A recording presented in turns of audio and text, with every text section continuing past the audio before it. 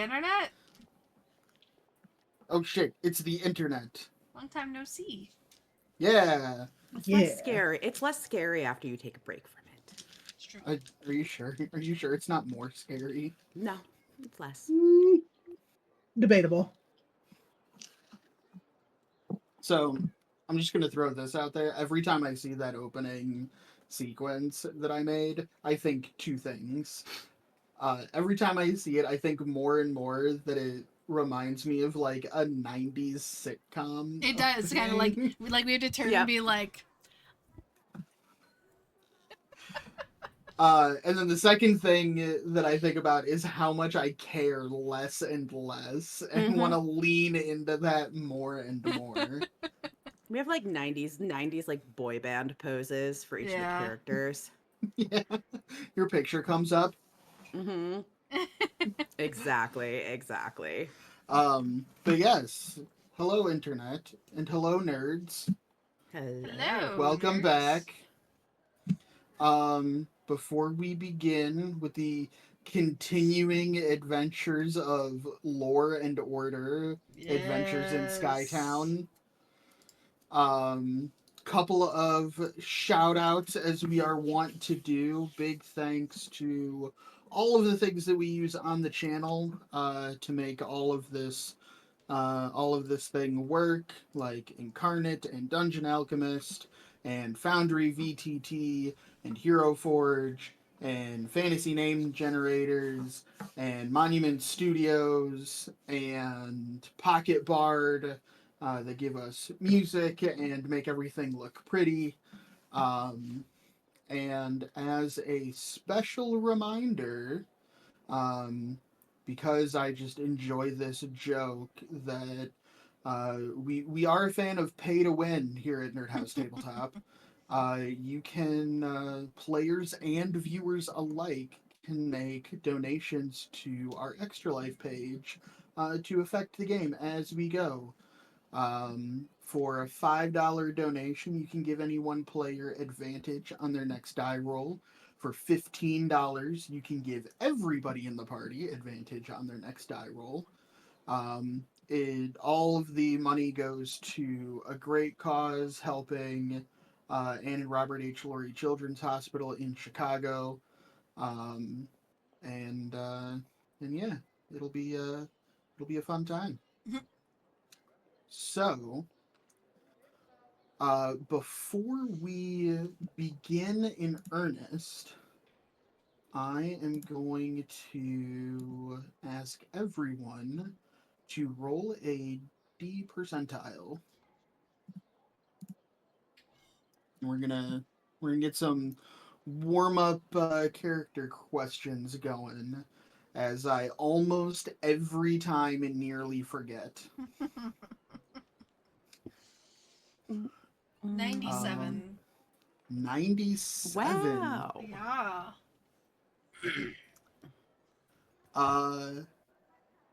What? So, Sam, this is also going to be a quiz and a refresher for me. Who are all of you people? Lula. Yes. What is most important to you? Health, wealth, or happiness? Happiness. But I think in that same vein, you know, the whole like, oh, money can't buy you happiness, that's bullshit. Money can buy you happiness, and It she helps. fully leans into that. But I think she prefers to have a good time over, you know,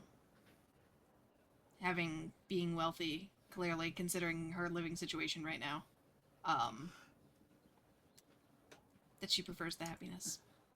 I like to think that this is maybe kind of a tangent, but I like to think that that argument or that expression that money can't buy happiness points more towards the idea that having wealth for its own sake is meaningless. And I think that is something that Lula, of all people, would very much take to heart.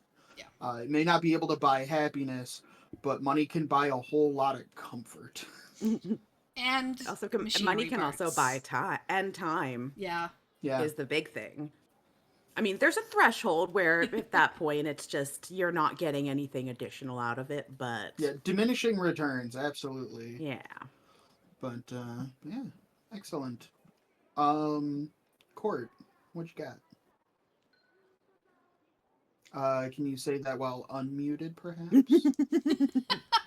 Or just hold up fingers if you rolled real low? Sorry, I didn't want to like accidentally crunch into the microphone. 57. 57. So Helia,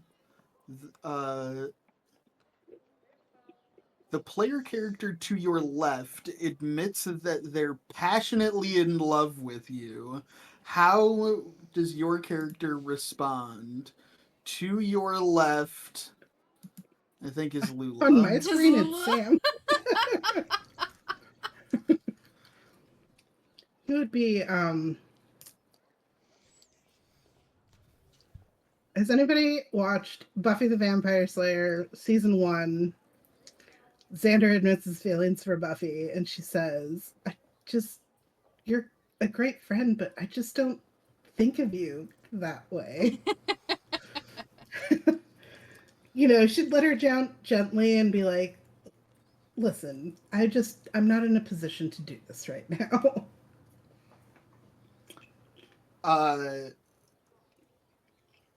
Follow-up question. Sam, Yeah.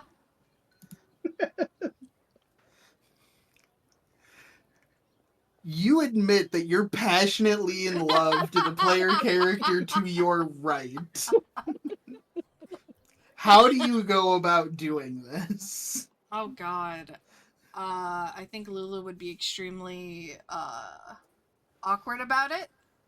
Do you build Helia a robot? Yeah. She would do something weird and like over the top that like makes everything awkward for a second. Okay, but Helia would love the robot.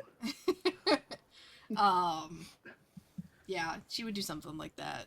Or like, you know, she's the kind of person that would give like Valentine's Day cards and like make things and all of that kind of stuff for sure. Would you send Helia on like a wild scavenger hunt? Oh yeah. Like finding clues that lead you to the place where you first met? Mhm. Stuff like that. Really cheesy. And There'd then be like a Helia, poem. Roses are red, violets are blue, robots are cute, but so are you.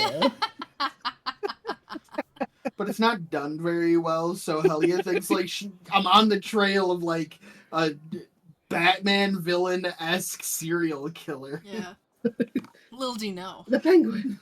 She like brings it to the rest of the party, being like, "Yeah, I don't know. I found this thing. Like, I It got seems this like work order. yeah, I got this work order, and it's like I don't know. I feel like there's something really really big at the end of it." Behold, a quest. Yes. Yeah. Written in like red crayon. So it's all colorful.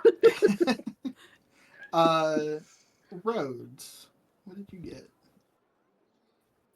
4. Cleric numbers. Big 4. What kind of relationship does your character have with their parents and or siblings?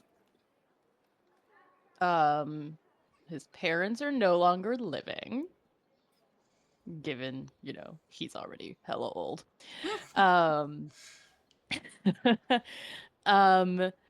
he has a couple of siblings, and they don't really talk very much. Like it's one of those relationships where it's not like they don't get along necessarily, or that like if one of them contacted the other, like they'd always be there to support and be like, yeah, what do you need? Like Zil would be like, yeah, who am I shooting? Like that's fine, I got it. But they just don't really connect. They don't quite understand him, and so the relationship is loving but distant. Okay. So you're more like texts on birthdays and you get together for like the holidays every year. Yeah. Yeah. Social obligation. Call me if you ever need me to beat somebody up for you. I got it. Okay. Tina. 45. 45. Ooh, this is an interesting question. What is your character's most recent or most frequent nightmare? Do Warforged Dream. Well, I she will say that, for the purposes of this, Mm-hmm. for the purposes of answering this question, I will say yes. Sure. Um, well, I think after their most recent experience, it's going to be a bunch of shit spilling out of a portal that won't close. But Okay.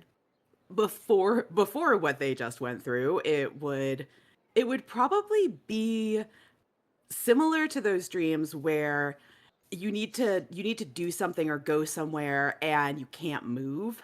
So like that feeling where like your joints are rusty and your body is crumbling and you're not working the way that you should. And Okay. it would probably be a really terrifying nightmare because they'd be trying to move but they couldn't move, and they're like, they need to be oiled but there's no oil, and they just are getting stuck and You just need like corroding. you need to be oiled, but all there is water, and every time the water touches you, you just rust You just more. rust more and start to like corrode more and crumble, and it's just bad. That sounds absolutely horrifying. Yep, Good like you slowly watch job. your body just like rust and crumble away. But Ooh. it's good Okay. times. Sweet. All right. So picking up where we left off, um, the uh, Rickety Hakes Company is currently on a train heading back towards Skytown, from deep inside the Golden Expanse mines. Um, once you guys have had an opportunity to take a bit of a rest, I'll say that if you haven't already done so, go ahead and take a short rest.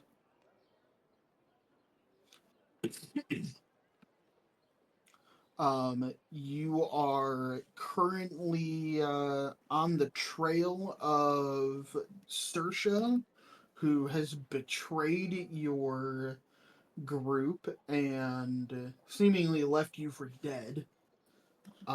As you pull into the station and the monorail train comes to a halt.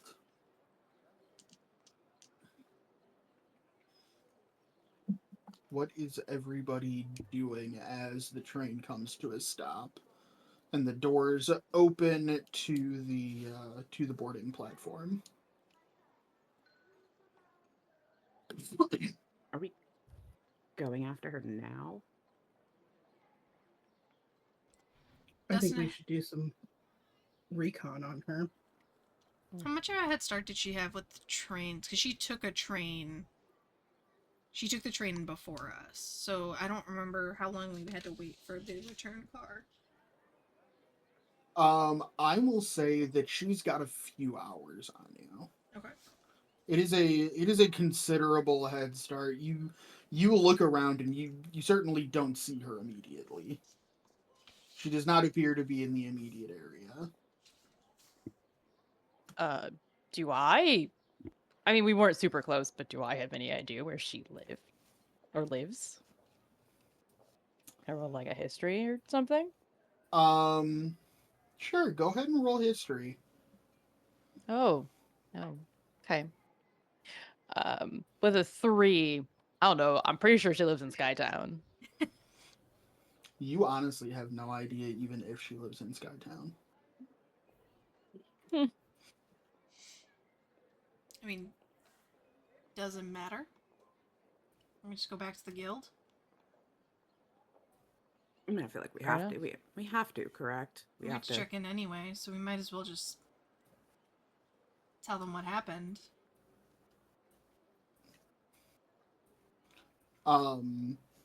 As you all are beginning to have this conversation, you're all beginning to stand up.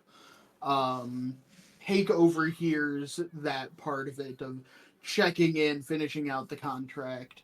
Um, and Hake, as he begins to stand up, he says, "Oh yeah, you'll definitely need me for that. I I've already decided I'm going to have the contract amended. Um, you know, due to the circumstances. Um, so once we get the car unloaded, we'll all be headed for the Gilded Society." Mm. We did previously send word ahead that someone needs to go take care of the hole and Yes. whatnot. Yeah, I think we were very adamant of, oh God, close it down. Yeah. Is there anyone that we should inform about the large quantity of scary things that are eventually probably going to get out of that keep temple place and start Um, spreading throughout the tunnels underground? I'm glad you asked, because as you are all unloading the car, you see that's not the right file I wanted to look at. Like, should we inform somebody about that there could potentially be a problem? As you are all, so it's the four of you plus Hake, Trallin, uh, Janora, and the um, what's his name's family. Family, yeah. Um, you are all helping to unload the car of all of the camp supplies and the few things that you have been able to uncover and take with you.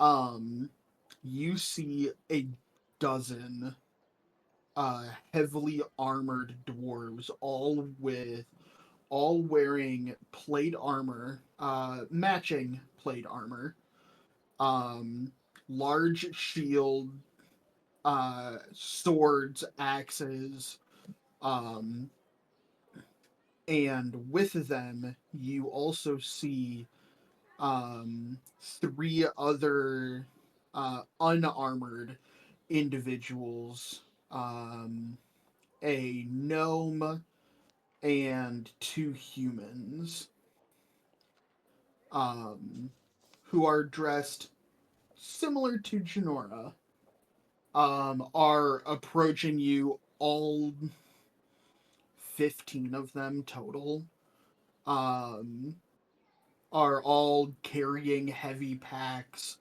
and are approaching your train. Um, and one of the heavily armored dwarves approaches the group, removes his helmet, um, and says, "Who's in charge here?" Wait to Hake. Um, Everybody points at Hake. He puts down a box that he was carrying, and says, "That would be me." Uh, and that dwarf says, uh, "We we received word where our company is answering the contract that was put forth in response. What can you tell us about the breach?" And Hay gives a quick rundown about there's like some kind of settlement, and be at the far end of that settlement there's some kind of compound that is currently sealed, as best we can tell, as best we can hope, but demons are pouring out of it. Um, So a few of the uh, other dwarves begin helping clear out the car, and then the moment everything of yours is off of the train, the 15 of them load up and the train takes off back down the track from whence it came. Do we recognize the armor or the like any insignia on it, or do we know who these guys belong to? Do we assume deep armory? Go ahead and make a history check.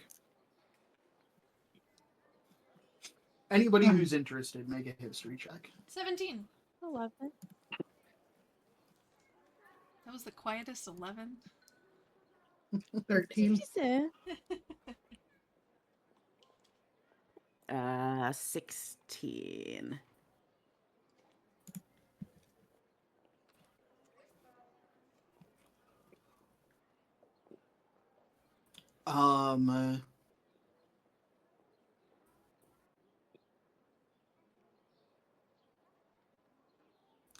So there are a couple of insignias on like the pauldrons and arm pieces of all of the armor.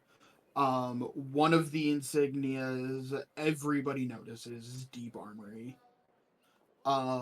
Did anybody besides Sam get better than a 15? I got a 16. Okay. So the two of you also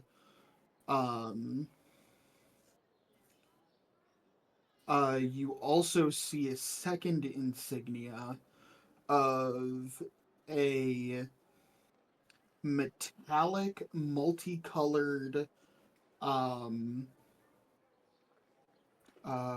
would it be? It would, like a pentagon with and each point of this pentagon has a dragon head that is all like a dark metallic like dragon skull. And this is the insignia of the Draconian Netherstone Company. They are one of the they're like subcontractors of the Deep Armory Guild. Not too dissimilar from your group, but they're a little bit more formal than just a group of people who take a lot of jobs together. They're the corporate sponsored like rival group that's Oh. in every like. Oh, they all have I'm they have thinking, like matching. Yeah, because they have like matching uniforms. uniforms and shit. I'm thinking like that one hockey team in Mighty Ducks. That like I don't know why the Mighty The Ducks comes to Hawks? mind, but it's like it's like the other team that's like their rivals. Like that's the image that's coming into my head. Is like we're the They're- ragtag group. The other singing Kinda- group on like Pitch Perfect too. Yeah, something like that. Kinda, yeah. They are just there are a few of these groups out there. This idea is not exclusive to the Deep Armory. But they are just a specialized group that takes a lot of the same types of jobs. They're essentially like a subcontracted SWAT team, if that makes sense. So, on occasion, you guys have, been politically opposed, I guess. Fighting for the same kinds of contracts. You've also, I mean, at least some of you, I'm sure, have worked with one or two of these. What types of jobs do they typically take? The types of jobs that all of them wear full plate armor that matches. Like the ship. And they we have a just left few behind. mages. So the hyper dangerous shit. Yeah, they are the kind of team that you call in when something goes wrong and you need to hold the line.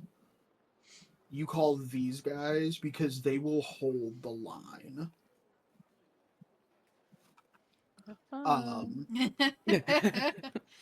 It's not really a line Contract anyway. wasn't paying enough for me to try any harder. No. I mean, we did if I say so myself, we did quite a good job holding it ourselves. It yeah, just We did. became more of We a did. pile than a line, and at that point, Yeah. you guys, your expertise lies more in adventuring and exploration. This outfit is like full blown paramilitary.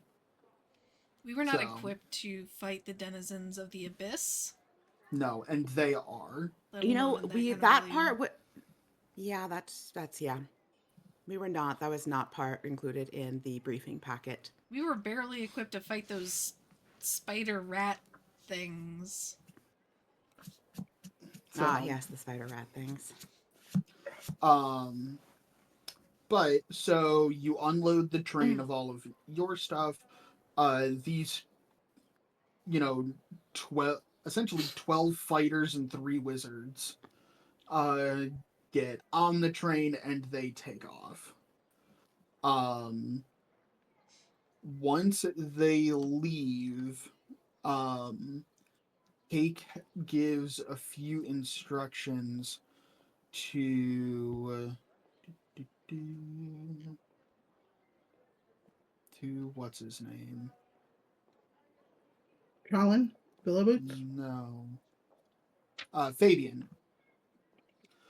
He gives a few instructions to Fabian, directing them to just, hey, do what you can to gather up, commandeer a cart or something, um, to get all of this stuff back to, um,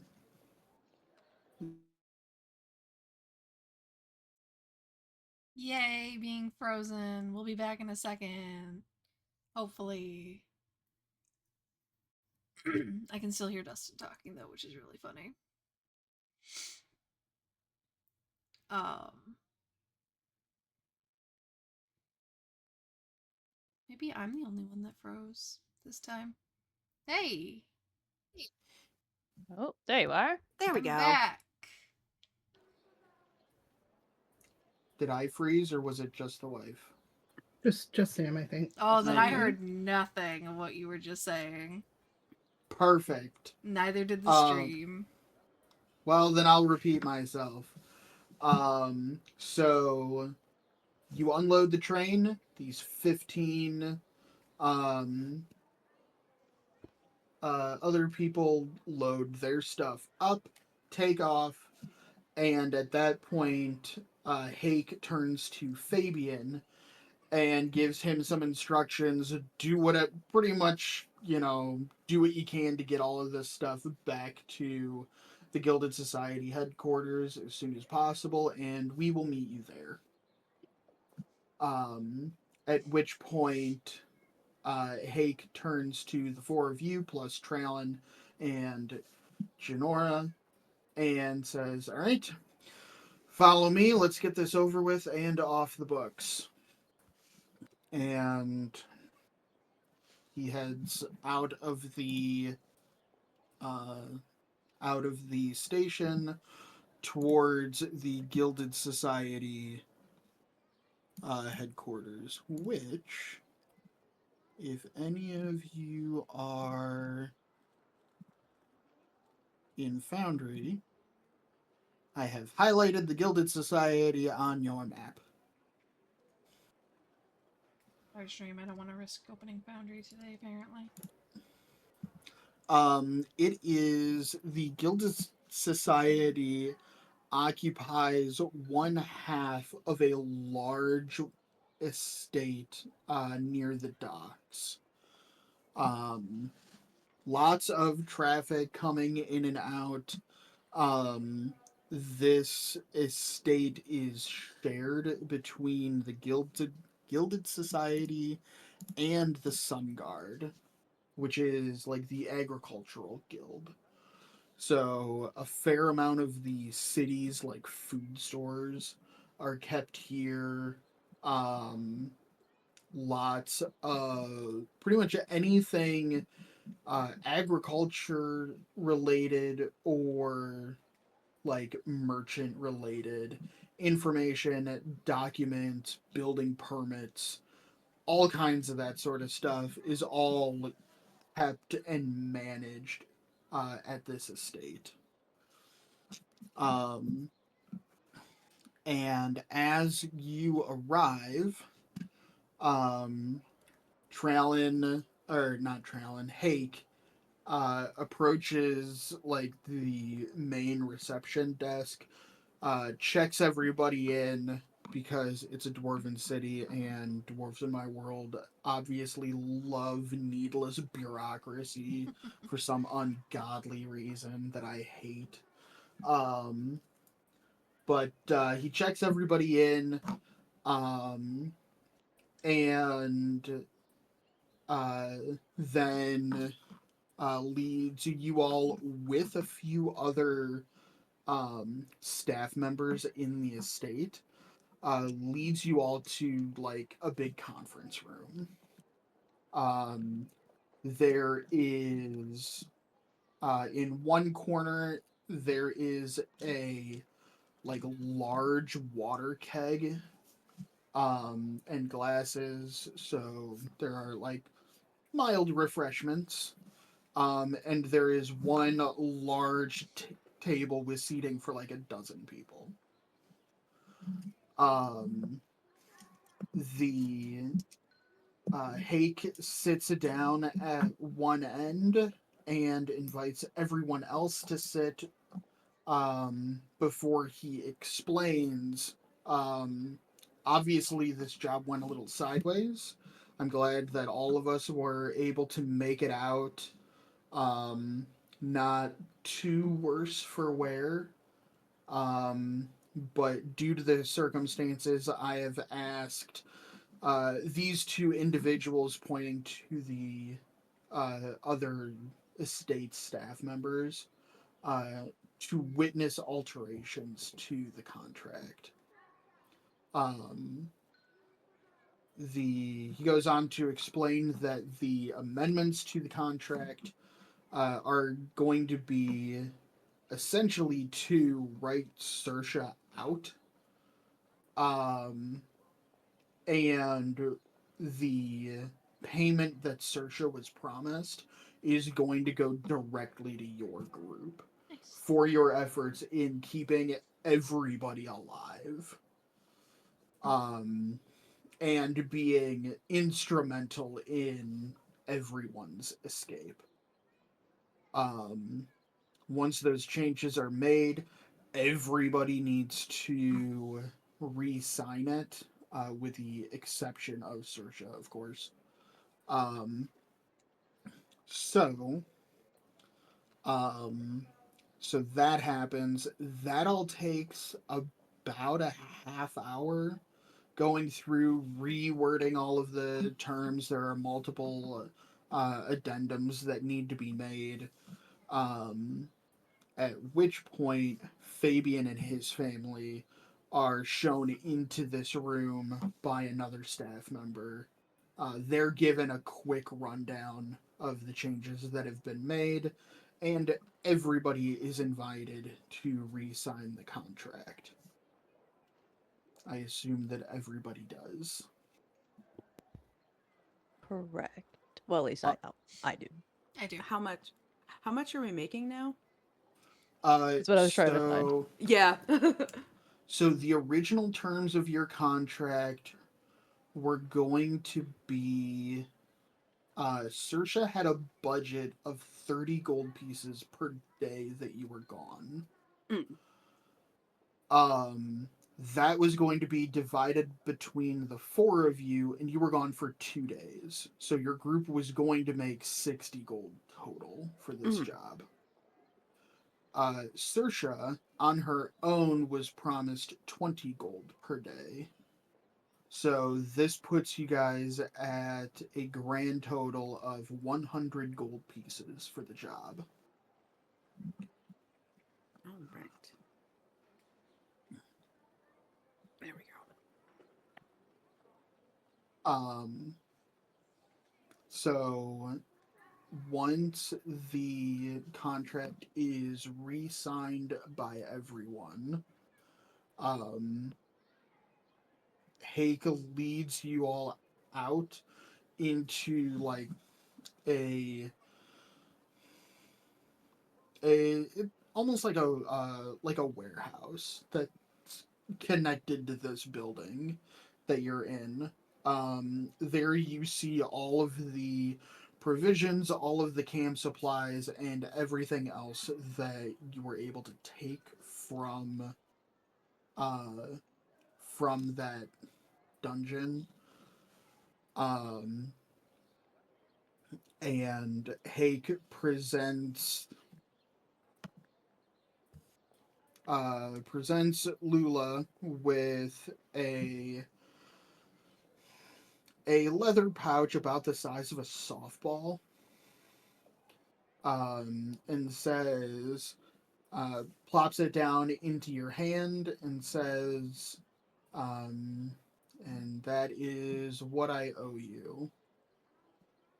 However, if you stick around just a minute, I have a few more things that I feel you might be owed. Just because I don't want you to come back and realize that I owe you my life. I'm just gonna pay that debt on its own. Um, and inside one of the large chests that is in this pile, Hake pulls out a stack of books. And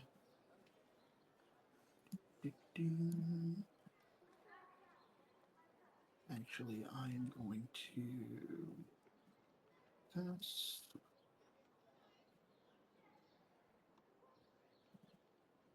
There. So I'm going to put this into our Discord chat as well. But the books that Hake presents to your group have the following titles. The first one is The Art of Influencing with Artifice, Expert Techniques for Persuasion. Artifice Uncovered, Insights and Strategies for Success.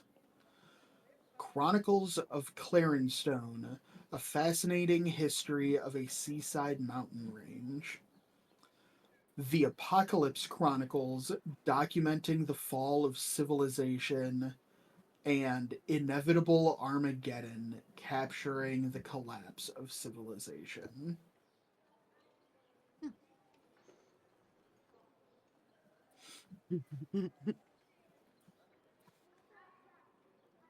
Okay.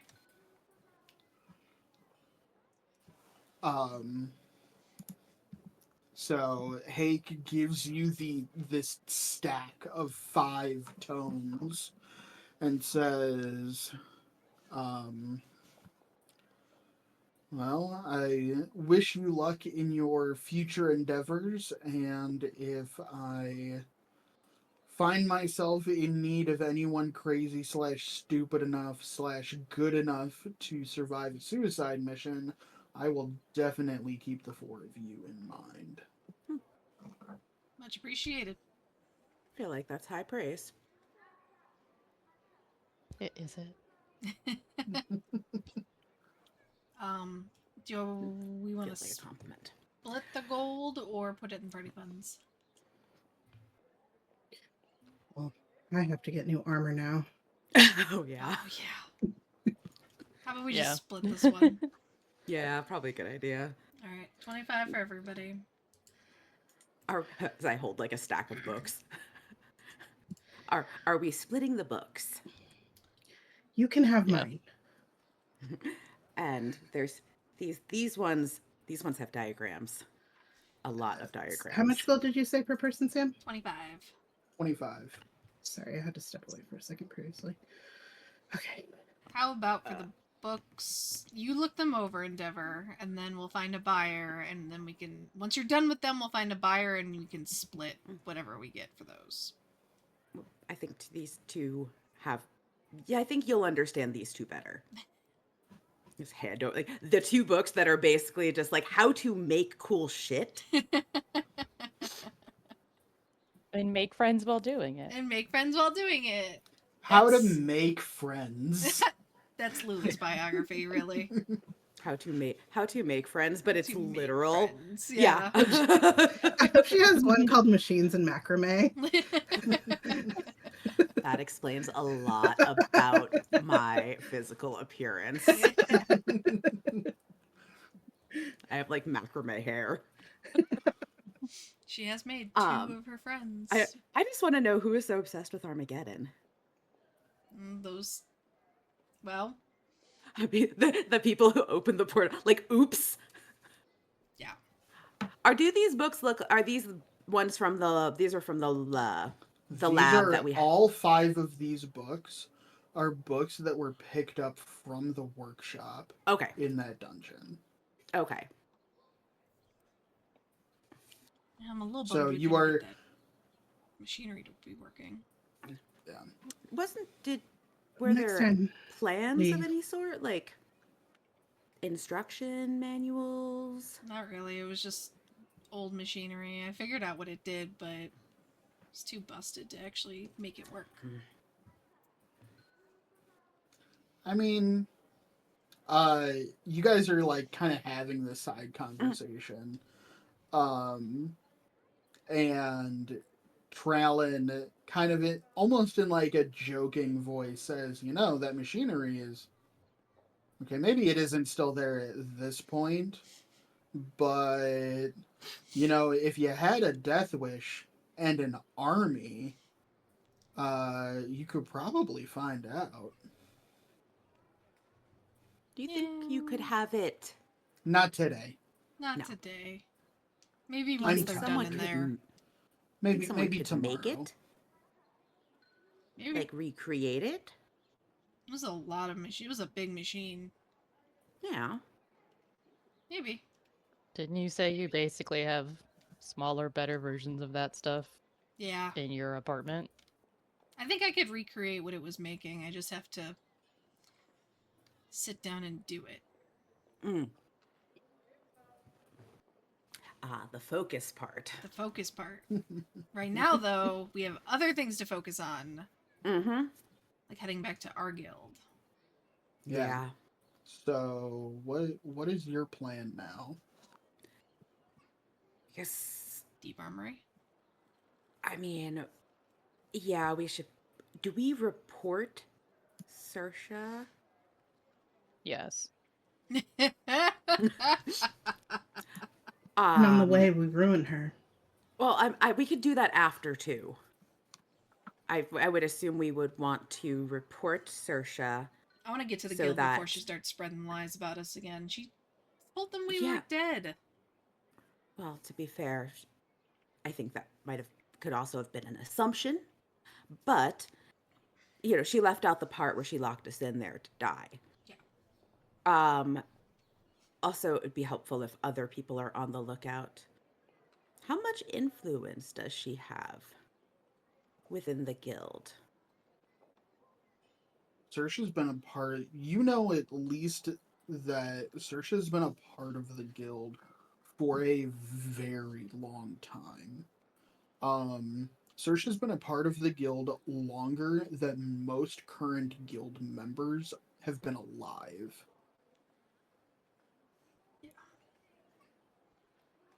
As we're like heading over, do we think there's a possibility that she may have presented a version of this story that Bless you. their guild Sorry. will take over the truth? I think that I know just as many people for almost just as long as she has. That's why we need to get there now. Yeah. And she never showed this. She never showed like she never ran away from a job, never hightailed it out of there. Go ahead and make a That's the history thing. check. The victor tells the stories. She left enough people for dead, assuming that they would die behind her. Or she just never took enough dangerous jobs. Which is hard to believe, too. Mm. Especially given her line of work. I mean, it's kind of inherently Thing. dangerous. But that is a good point that if she left people for dead and they actually died, then who's going to argue? Exactly. I rolled a nat 1 for history. Okay. 18. 15. Tina. Nat 20 for 22. Okay. Saoirse is definitely no stranger to dangerous jobs. She typically works jobs alone. She is from what you know of Saoirse, she is an accomplished investigator. She's an accomplished infiltrator. Um, and she, in recent memory, you cannot pinpoint any job that she has left unfinished or unsuccessful. She doesn't fail, essentially. But she typically works alone. She doesn't work in groups most of the time. The fact that she was in a group, especially as large as this one, thinking back, is really out of character for the types of jobs that she typically takes.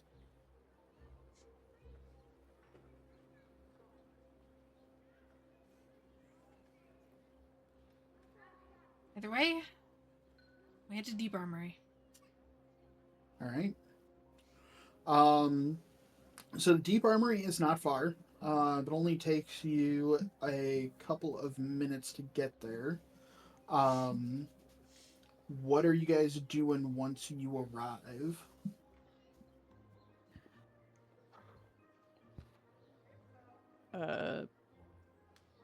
Who's the guy that Leah spoke with?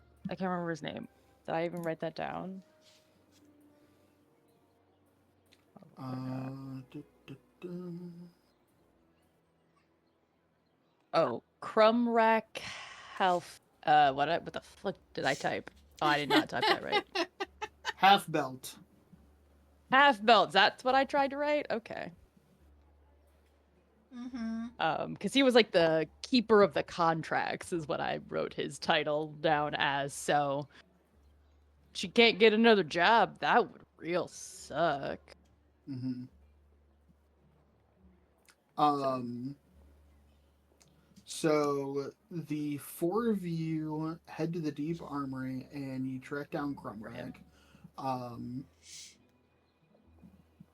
Crumrag, he first invites you to his office. You tell him that, you need to talk to him. And he's like, okay, well, let's not do it here in one of the training pits. Let's go to my office and actually speak. He leads you up to the second level of the administrative building for the Deep Armory, across from the dorms, and says, "All right, what? How did? Oh, you guys were on a job into the mines. How did that go?" Well, we're all alive. So, Good. in that regard, it's a success. However, it was absolutely no thanks to Sorsha. She quite literally ran and left us for dead. Go ahead and make a persuasion check. Oh, yes, I'm so good at that. 11. That could be a lot worse with no bonus. He kind of looks at you at first, like disbelieving, like why would you slander one of the oldest serving members of the guild like this? But then he like sees in your face, you being genuine and says, "Oh, well, that is a hell of an accusation. Um, what? Not an accusation, it's what actually happened. Well, it begins as an accusation. Um, Fair enough. let me. He grabs a large piece of parchment, uh, off of off of like a shelf in his office, and he says, "Okay, we need to do this right. The four of you, follow me out here."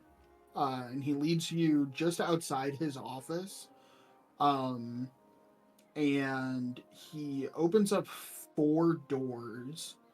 Um, in the like the hallway not far from his office. You are familiar what these rooms are? They're interrogation rooms.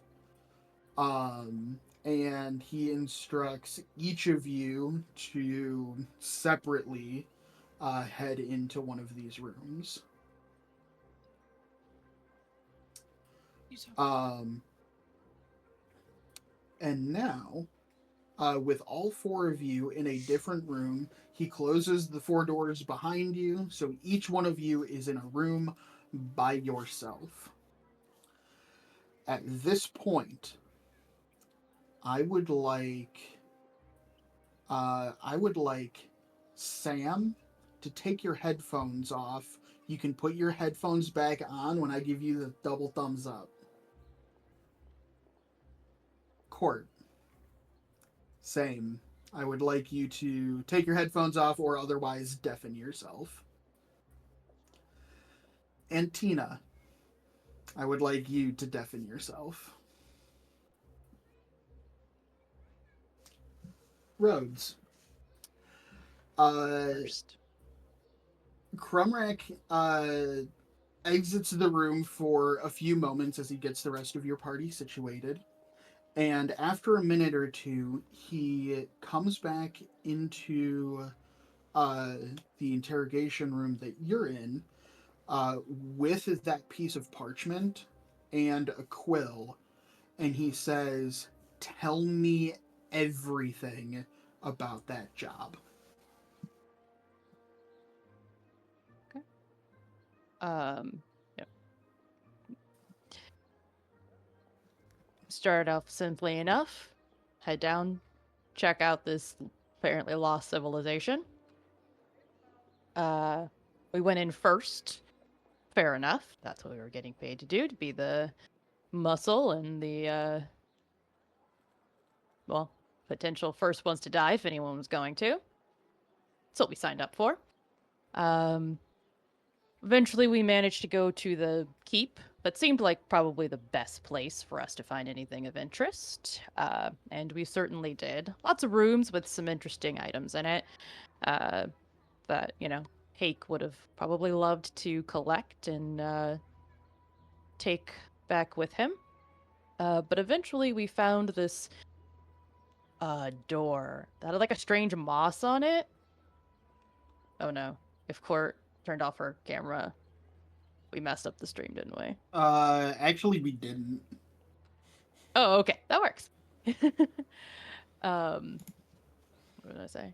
Oh, there's this door with a strange moss on it.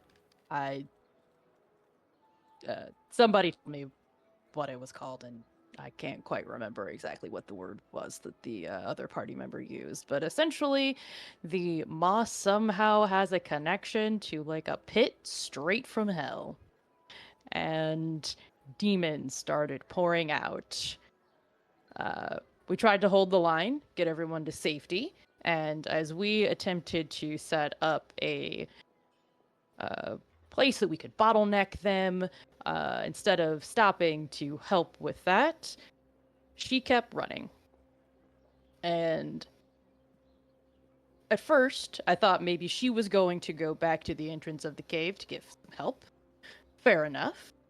But we, not too long after she got to this, what you could tell was the front of the building, we heard the distinct sound of the gate slamming shut. She had locked us in and on her way out. And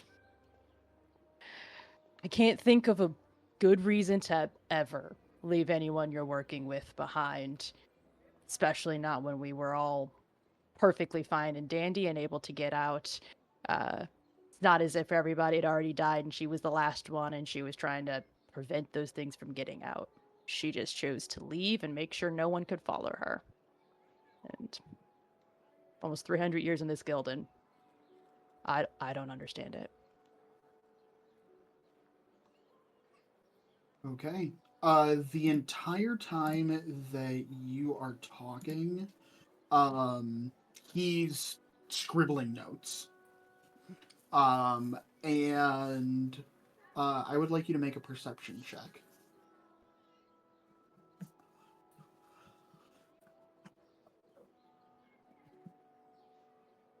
21. 21. As best you can tell, trying to read the notes that he's scribbling upside down, he is being, he's not taking exact notes. He's not quoting you on anything. But you can tell that the notes that he's taking are true to to the testimony that you're giving. Fair enough. And he says, well, I will just sit tight here and, yeah, I'll be back in a few minutes then. See you soon. All right. At this point, Rhodes, you can remove your headphones and or deafen.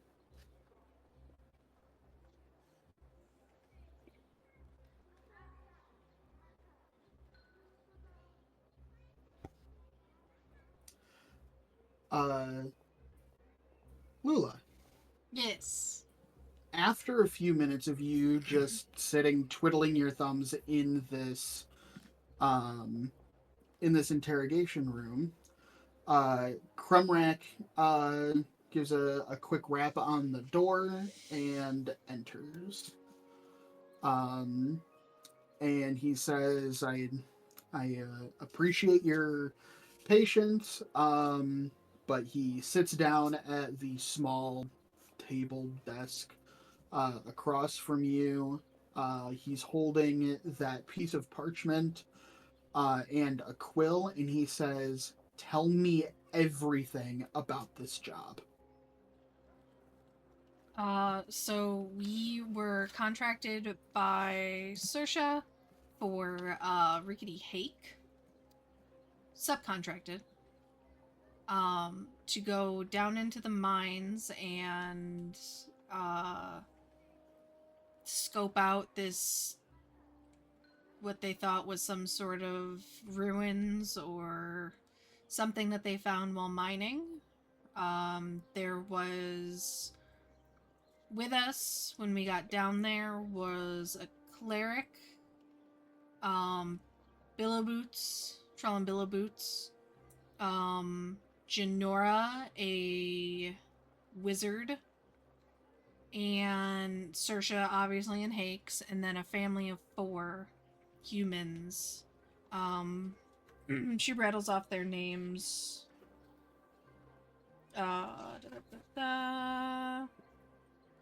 Fabian, Philip, and Jonah. Philip and Jonah are the sons. Okay. We all got down there. The group of four of us went into the actual site first to do some recon mission. Through a hole in the mine wall.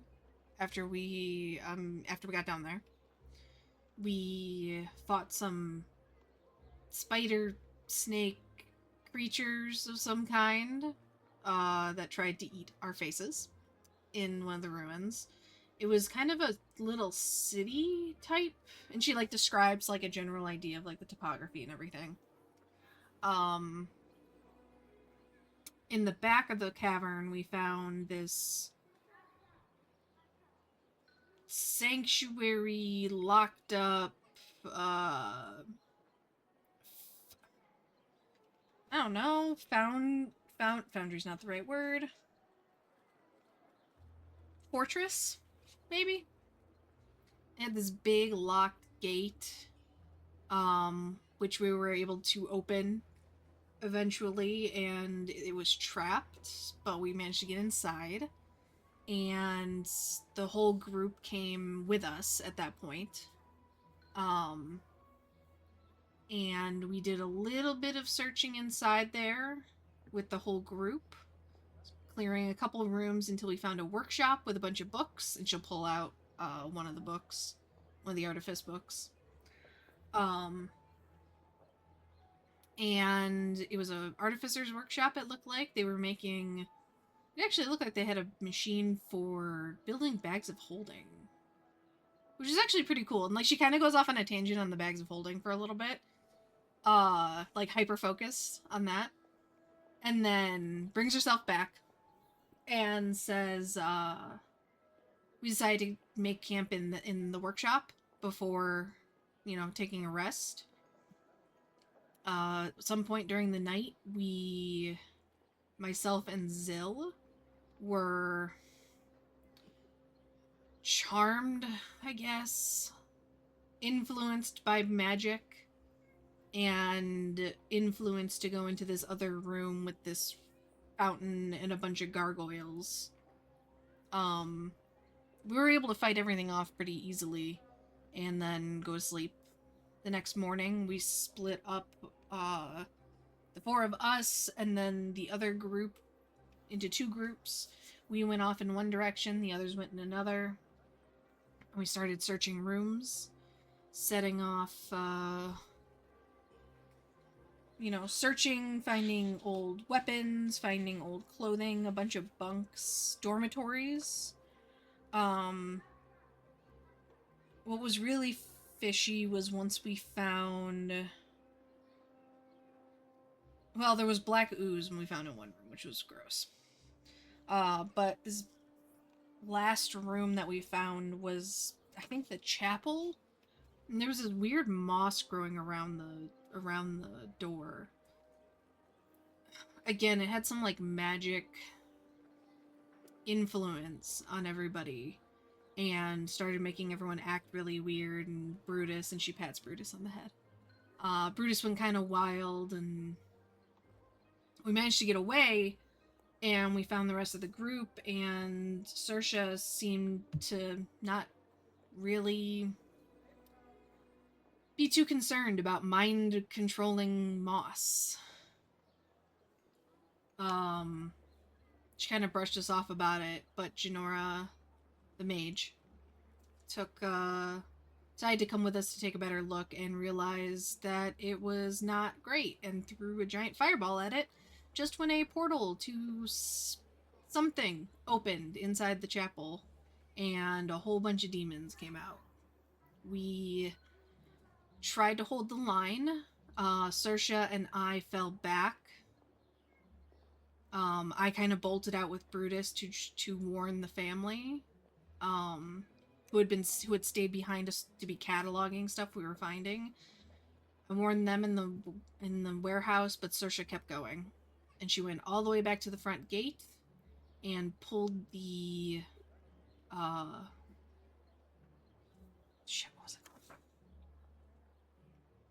the immovable rod that was holding up the portcullis. Unless she sells it, she'll still have it on her, and it's not hers, it's Junora's. I'm sure the wizard will want it back. But she locked us in. We fought off as many as we could in a bunch of waves, and then were able to retreat and get out ourselves. We caught up to the train. They told us that she said we had died, and here we are 2 days early. And probably half the stuff we could have grabbed from down there.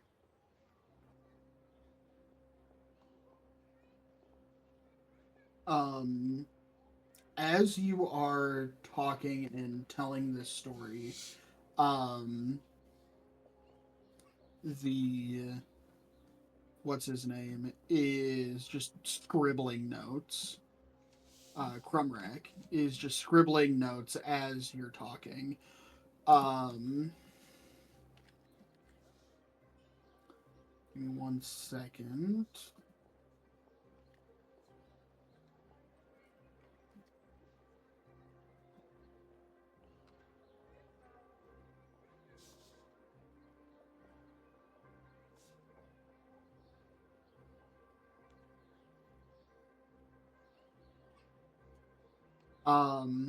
Go ahead and make a perception check. Miss Jackson. Cool.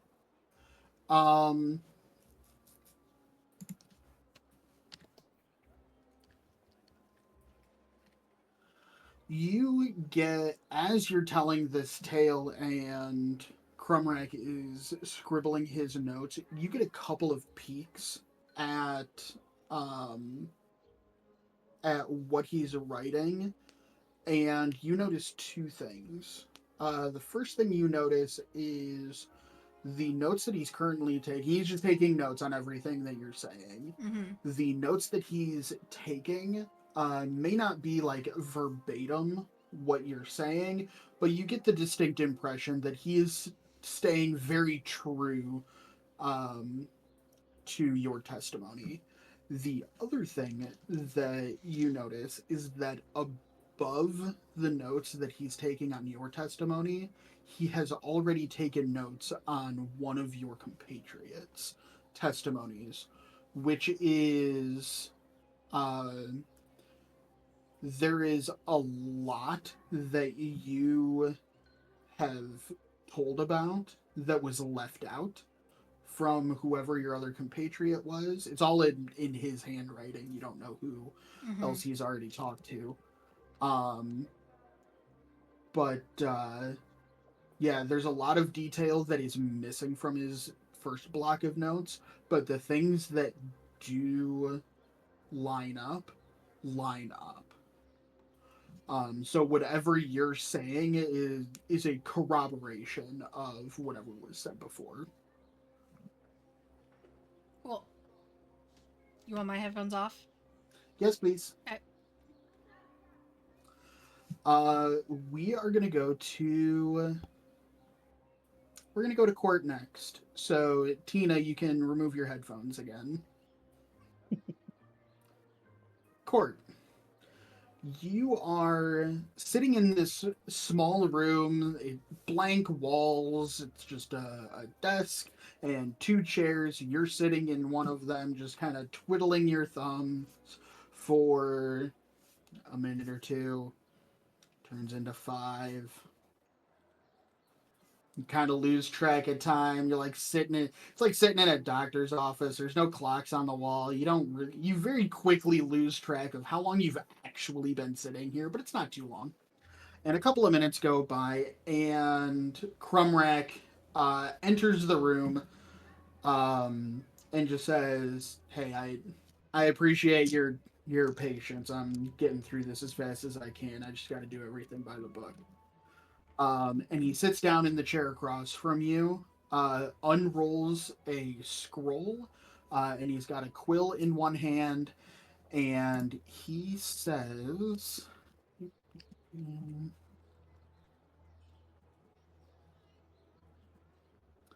And he sits down, quill in one hand, and he says, "Tell me everything about this job."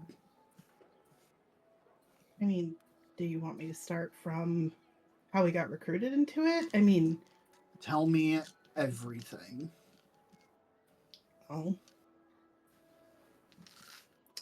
we ran into Saoirse in a bar while we were trying to find out information on this Trellin Billow Boots person from the job that I spoke to you about before we left, and she's an acquaintance of Zill, and invited us to make some money, which we're in short supply on. So you can see I'm in need of new armor again. And we agreed to go. We were told that the job was being run by Rickety Hake, and it was a job that consisted of something deep down in the mines. I'm still unclear on what exactly it was he was looking for, but it wasn't exactly my job to ask those questions about that. But, I keep an eye out. Oh, we didn't talk to Saoirse much on the journey down there. And once we got to this long abandoned underground city, we were asked to go clear it, basically. And it seemed a little odd that some of the powerful folks they were with sent us ahead to do that. But again, we were getting paid. Found the stronghold once we cleared the main section, and the whole party, including some family, that was very odd, went down in there. And first we were just working through it room by room, clearing any of the occupants that, might have taken place there over time. And we ran into Saoirse and Trallin, who told us there was a chapel in some portion of the fortress that we hadn't cleared yet. So we kept going, found the door. It was giving off strange magic, very strange magic. Mushrooms that were following us like eyes. And when we went back to get Saoirse and Janora to report what we'd found, they came back with us to look at it. I should say that Saoirse was acting very oddly. I don't know her well, but she emphasized a point of telling us that nothing we touched was to be ours and not to make her look bad, and she seemed on edge, and I didn't ask questions. However, once we went back to this room with the strange magic, Janora, she examined it and all of a sudden told us to run, cast a massive fireball. So we went to gather the others as the demons started pouring out of the portal. Fighting them as best we could, and I guess Saoirse took that quite seriously and not only ran, but hightailed it out of there, leaving the rest of us to make sure that Hake and the family and everybody else got out alive. She also, I should say, took the immovable rod that was keeping the way out open, effectively locking us in there. And from there, we had to find our own way out again. But upon making our way out back to the train area, we were told that she'd been through, was in a hurry to get out of there, and told everybody that we were all dead. And now here we are.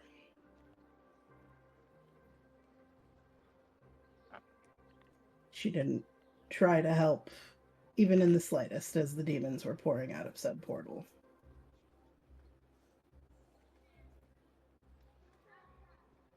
All right. Go ahead and make a perception check.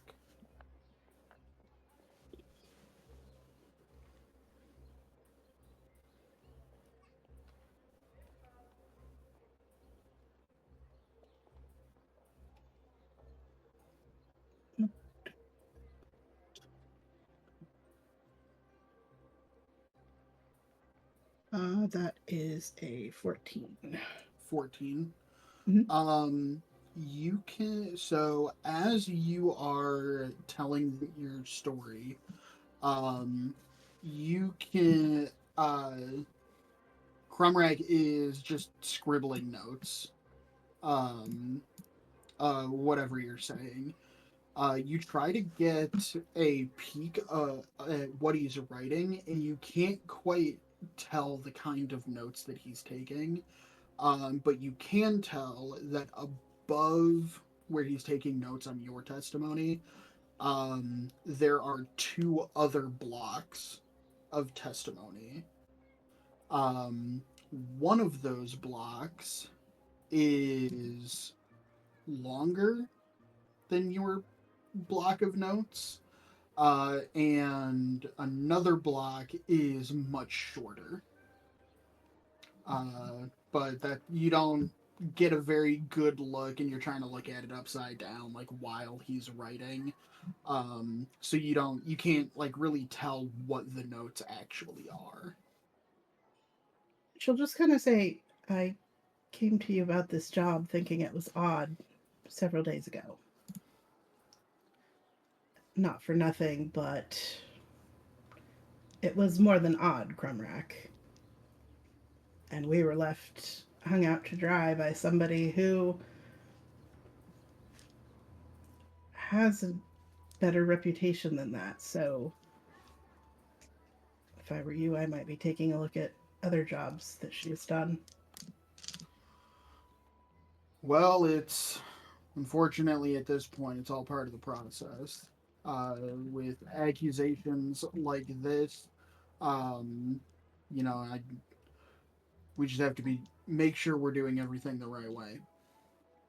But and he kind of rolls up the scroll and kind of like waves it at you and says, "Well, I do appreciate it. Just sit tight for a few more minutes, and we'll try and get this all sorted out." Great. And he leaves the room, leaving you once again by yourself. Okay. It's my thumbs up dance. Uh, Endeavor, you are led into a small interrogation room.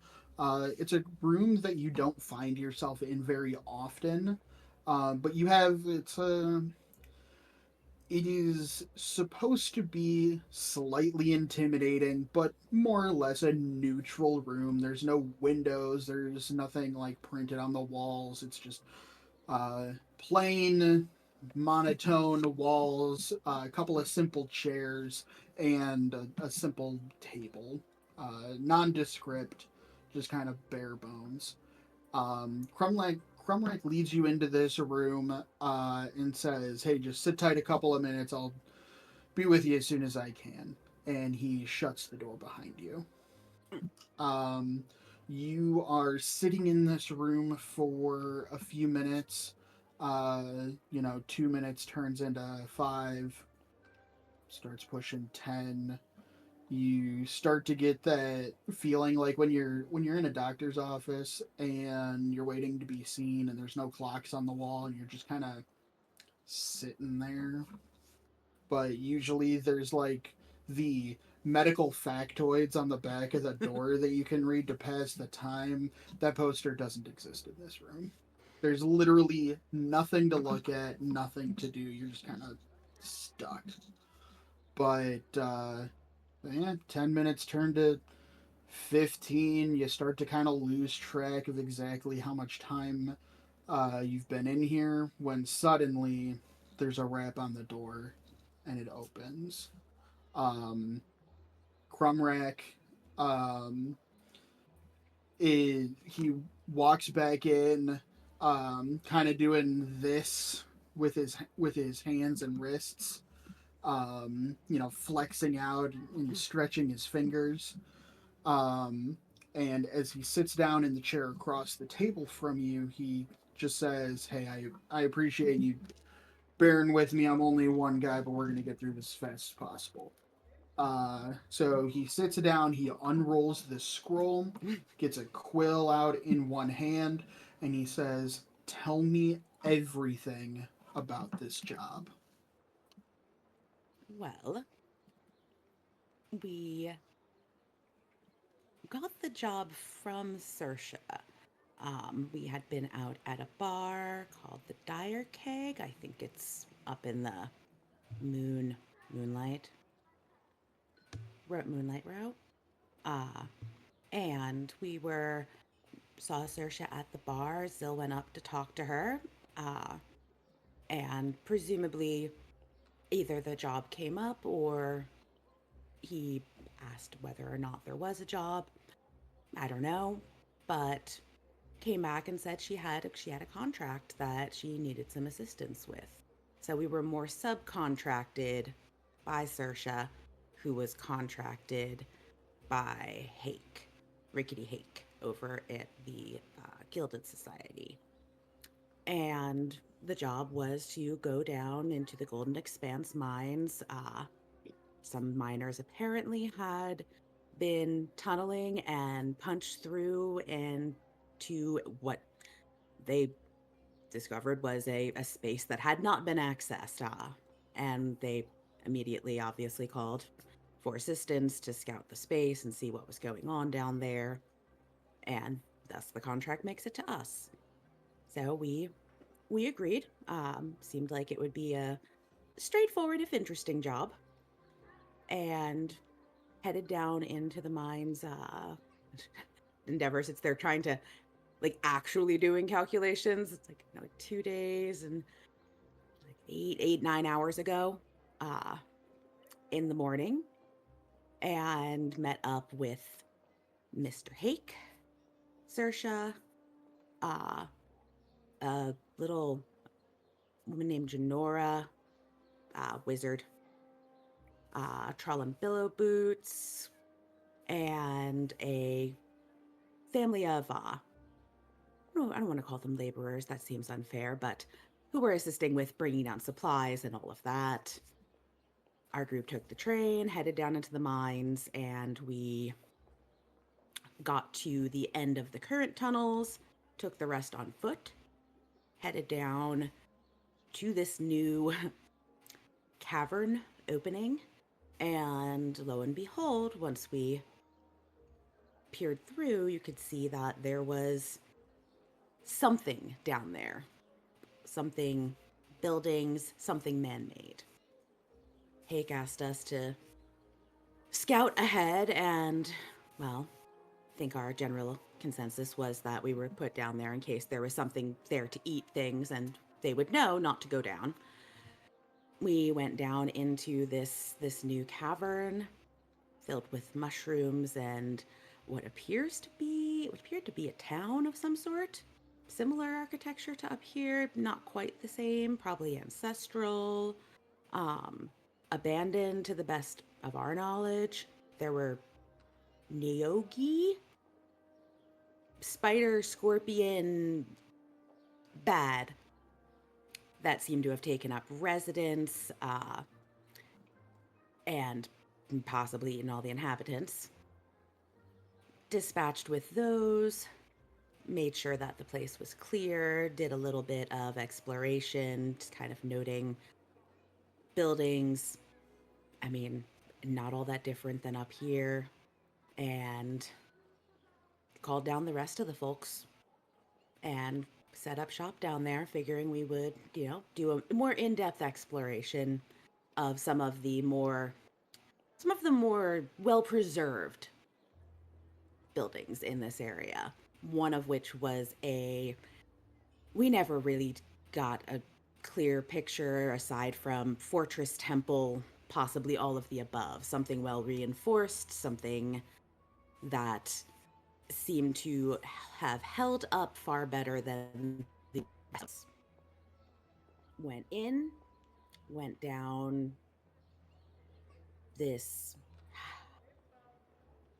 It strikes me as more of a temple, but I will defer to people with better expertise. And started a very, very slow process of going through room by room to see what it might hold and who it might have been at one time. Came across a, well, I guess a worship room, possibly. Came across several hallways, large columns. Again, seems very dwarven, potentially, but so old that I don't really know. I mean, it was difficult to tell who might have been there at one time. But whoever they were, it was well locked down before we went in and seems to have weathered, whether due to magic or just pure dumb luck, seems to have weathered time better. Explored down there the rest of that first day. Found a workshop of some sort, a crafting workshop, maybe some sort of artifice, though again, seems ancestral. Came across a number of books. Pulls out the remaining 3 books that she has. Came across some books, some literature that had been looks like it had been left behind. Decided that this space seemed at least well defensible if more of the spider things were to come out and hold up there for the night. And I think that was the night of the first oddity inside of the fortress, where there were these weird whispers that kind of came in the middle of the night, and several of our party were kind of lured to investigate the source. And it turned out the source was down the hall and in a room that had these gargoyles and benches and, again, possibly worship that came to life, and we had to dispatch those. This was not involving Sersha. Sersha plus Trollin, etc., all managed to pass the night without being disturbed. They came in after we had finished dealing with this particular infestation or charm or trap. Everyone went back to sleep. Figured, okay, well, we'll take care of business. And before we left that room, Trollin and Janora cast some dispel magic on the fountain in the middle. I guess that they had identified as the source of this problem, and well, we didn't hear whispers, so I'm inclined to believe it worked. Next day, continued investigation, went down halls, dormitories. There's a tarry black creature that, well, basically dissolved everything it touched. Not too difficult to get rid of. I don't know if it's how long it's been in there, possibly just sticking around, but looked like, I don't know, a combination of barracks and temple and keep. Had small beds, probably dwarf sized, maybe gnome sized, some armaments, clothes. It honestly looked about the same as what we would see in a barracks today. Again, did have personal items, which is odd, so perhaps abandoned. Um, Another dormitory. I think there were 4 total, and we, kind of charted them as we went along. And then as we left that last one, it was on our way back. We were going to report in, see what we wanted to do next. We were looking for I believe a chapel had been mentioned to exist up in this quadrant, and it was Brutus who started barking and kind of trying to pull away from a particular door. And as we got closer, you could feel this sort of pressure and these like a I don't know, like a warping, like when it gets too hot out and you see it rising above the stone. Hmm. Felt like that. But there was some kind of just like magic Distortion. There was a Okay. distortion. Definitely magical, but perhaps not a spell. There was this fungus that was around the edges of this door, and if you peered really closely, it looked like it was following you. And I Okay. know that sounds very odd, but All right. it seemed like it. And then what happened? Well, after we were able to get away from it, beyond a certain radius, it did not seem to have an effect. We knocked out the dog, unfortunately, but he was really pulling. Knocked out the dog and headed back to inform the others. Discovered that they had left and while we were gone, and were kind of following our trail, at which point we turned around because we were concerned that if they kept following the path that we took, they were going to end up at this door as well. Caught up with them in one of the dormitories, and informed Hake, Sersha, Janora that there's a door up there that is giving off some sort of very strange, unidentifiable, and potentially mind altering Okay. thing. Sersha didn't seem very concerned about it, but at that point, I think in the best interests of making sure that everything was well investigated, Hake sent out Janora to check out the magical effect. She was our specialist. She was the one who would best understand. Uh, so we followed along with her, stayed back a bit while she got up close to examine it, took a look at the fungus, and seemed to immediately register that something was very not good. Took a step back, told us to run, and then cast Fireball at the door. Okay. And once it opened, things poured out. Things with tails and barbed tails and clawed fingers, and some of them were just kind of all mouth. And Zil said that they were demons. We started to just, blast them as much as possible and try and back away, when we realized that every time we got rid of several, more were just coming out. There was, I think Janora called it an alkylith portal of some kind, and it couldn't be closed. It was just going to stay open until everything came through it. So slowly but What surely, we decided we were going to have to evac. We couldn't stay here, and we and might be able to hold while it. everything is pouring out of Mhm. this doorway, what is Sersha doing? Initially, Sersha she would have been behind us. Sersha was behind us at the start, and we all were heading back through a hallway. And Endeavor puts their hands up that in a way that would indicate, like, here's where the room was, where the stuff's pouring out, and here's the hallway, and here's how we went around the corner. Here's the room that we were in before that. Here's the place we were going to reconvene with Fabian, etc. The rest of these folks, to get everyone out. Sersha. Yeah, Sersha, I was up front just because I have the ability to affect at least a larger range of things.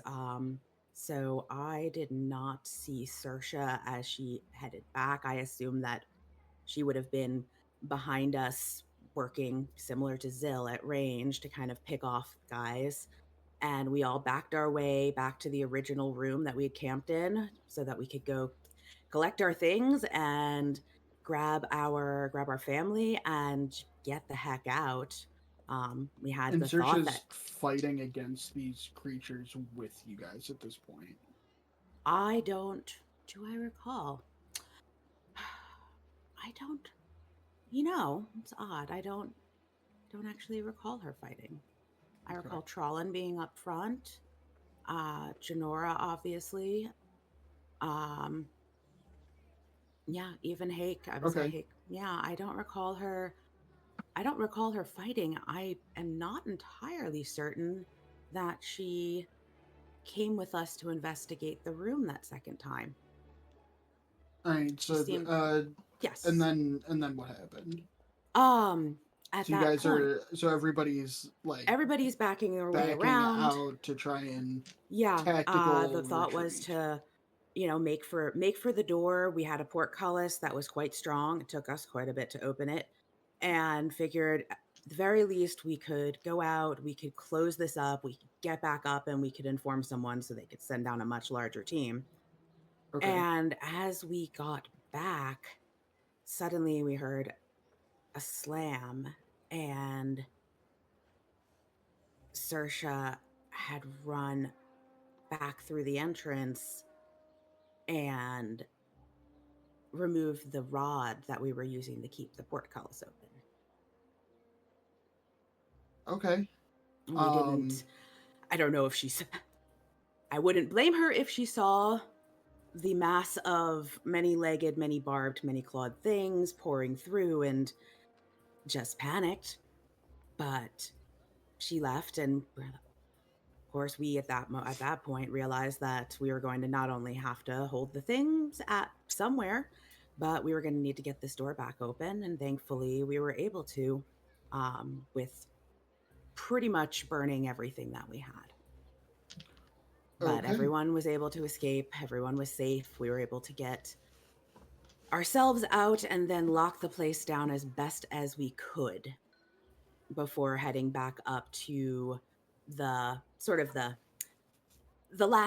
end point of the train, where the attendant told us that Saoirse had come by a little while before us and taken the train before, but had informed them that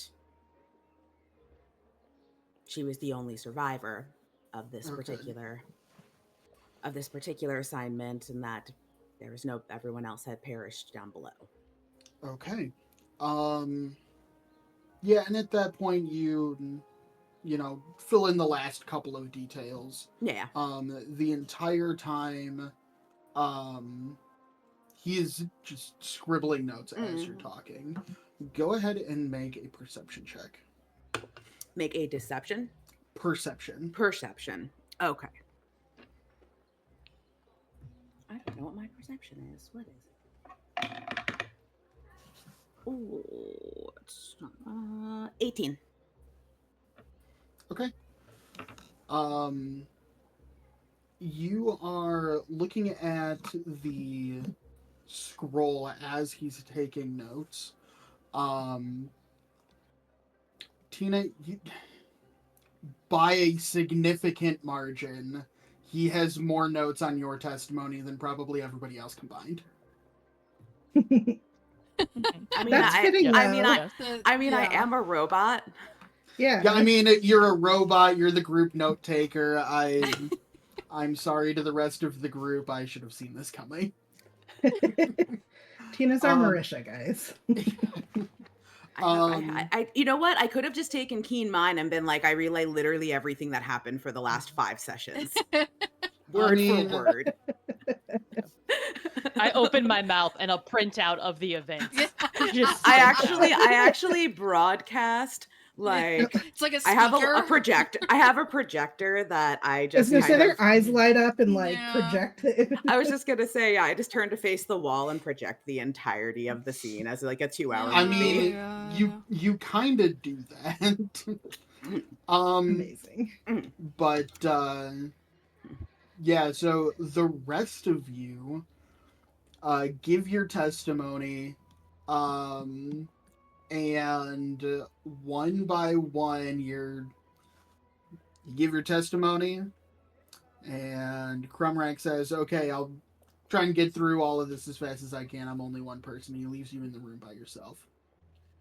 And a few minutes go by, and a few turns to 5, and 5 turns to 10, and 10 turns to an hour. But eventually, Falls asleep. he comes. Yeah, I was gonna He say Helia comes. definitely falls asleep. Crumrack does eventually comes and collects all of you. You all go. I'm sorry, Tina. What was the result of your perception again? 18. 18. You, in addition to seeing that you have far and away the biggest block of notes, you also can tell that as much as you can tell, you can't tell exactly what's being written down in those notes, but the few like snippets that you can tell, like as he's writing, you get the impression that Crumrack is being true to your testimony in his notes. But he leads all of you back into his office, and after spending a couple of minutes like looking through the 4 blocks of notes, he just says, "Well, I can definitely tell who is more or less perceptive." Um, and he kind of looks at Zilny and says, "You will never be a detective, but you're a great beat cop." Never even took the exam. I can tell. Um, but he says, for with the exception of a few minor details here or there, or the inclusion of additional details by some of you, you all pretty much have the same story. I have no reason not to believe you. So the next thing that I am going to do is I am going to put out an alert that Sorsha is wanted for questioning. Because this is obviously very serious. This is not something that we stand for, especially to members of our own guild and um, people on the same job. This gives the entire guild a very bad reputation. So this is definitely something that we will be addressing in full force. Um, Give me a few. Hit the cafeteria, get yourself a drink, get something to eat. Um, and before you leave, come and see me, and I will have a contract for you. I think you've all earned it. Okay. All right. So you guys go and you grab something to eat at the Guild Hall cafeteria. It's not good. It's like a college university cafeteria. Do we see that D-bag that we laid out last time? You do. He avoids you. Helia will just like probably like nudge Lula and be like, "Here's the kid whose clock I cleaned last time." But But if you were here, it would have been twice as bad. it is at this point. It is getting to the evening. The sun is beginning to set.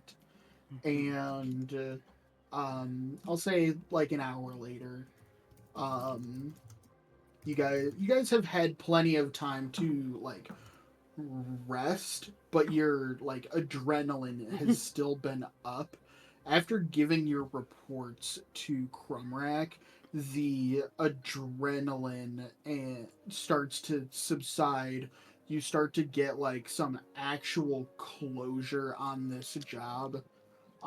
So about an hour later, you find Crumrack again in his office, and he gives each of you a copy of this contract, um, that essentially states that you are officially bounty hunters, and your bounty is Sorsha.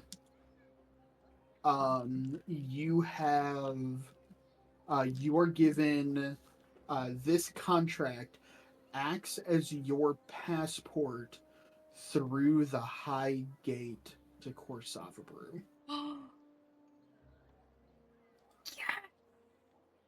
Um, so it also stipulates that um, the for a small fee that the guild will pay for, the guild has essentially like set up a tip line that the guild is going to facilitate information from the population and other guild members to be funneled to you to find Sersha. Awesome. So, uh, Crumrack says that he already has a couple of agents that are going out into the city to try and gather that kind of information. Um, and they will be checking in periodically. Once they do, any of that kind of information will be funneled to your team to try and aid you in apprehending Sersha. The contract does state that upon successful apprehension of Sersha alive, uh, each one of you will be paid 200 gold pieces. Whoa. Um, if you can only produce a body, you will still get paid, but it will be 100 gold pieces total. Well, I guess the Phoenix Fire is going to have to take a bit of a backseat for now. We had 2 spare days. I think we have enough time. Well, we don't even necessarily know if Sersha's still in the city. That's why we should start now Yeah. and at least take the first 2 days to Yeah.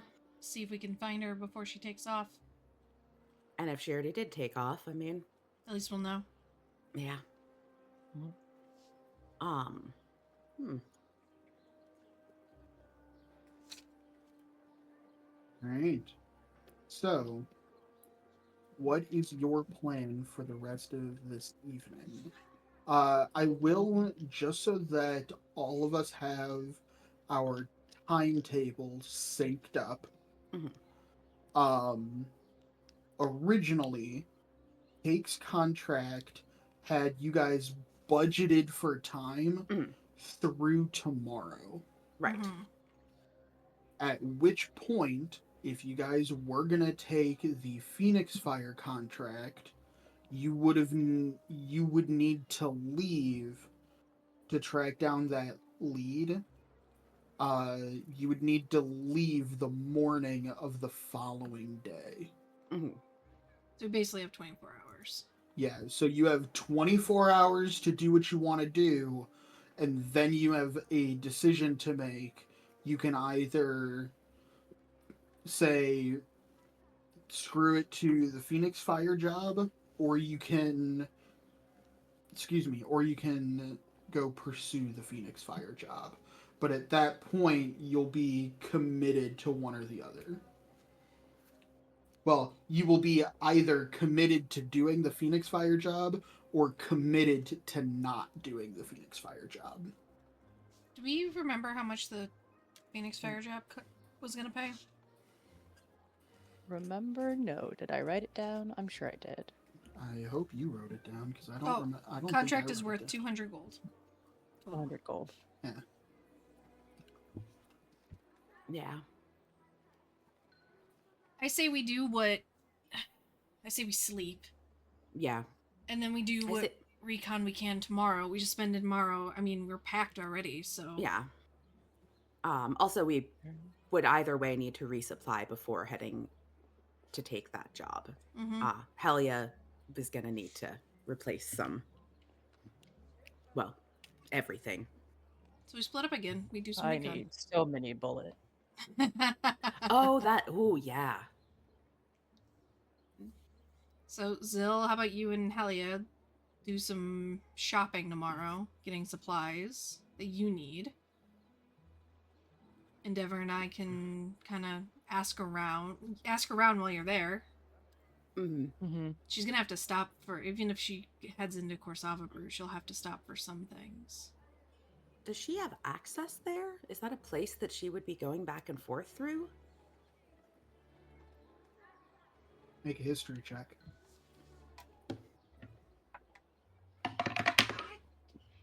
My dice are like, she's the most elusive bitch ever. Every time I history check on her, once. Oh my god. It's twice now. No one knows. No one has any idea where she goes. She's just this legend that sort of crops up from time to time. 16. 16. Or Yeah, Lulu she 9. is. Rhodes, 9. Court. 10.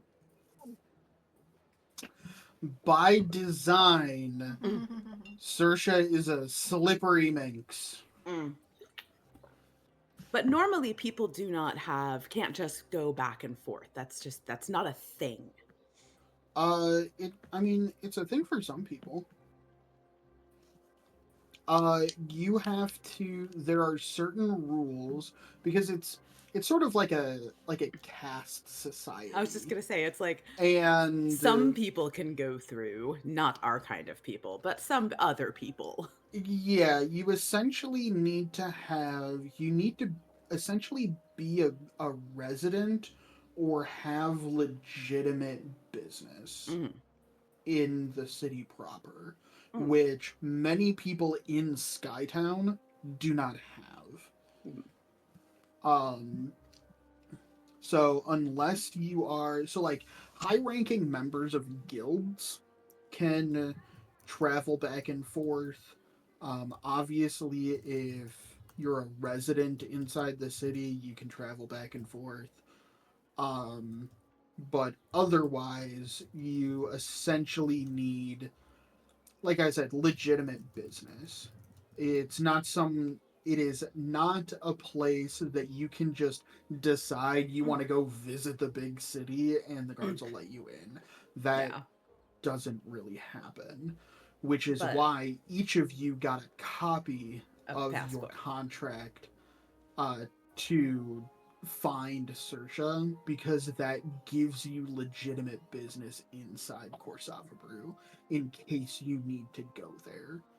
Which I guess also implies that it's possible that she could have passed through. We don't know if she did, but she might Yeah, either have passage already or have the means of getting. yeah. Crumrack has similar status to Hake Mm. within the Deep Armory Guild, where he can just write contracts. He has that kind of authority. So it's a little bit of Crumrack covering his bases and making sure that Yeah. he has reasonable suspicion that Sersha, with their particular set of skills, might be able to gain entry to Korsava Brew. So he's kind of covering his bases that he thinks you might need to go there. He doesn't want to have to waste time with you coming back to him to update the contract.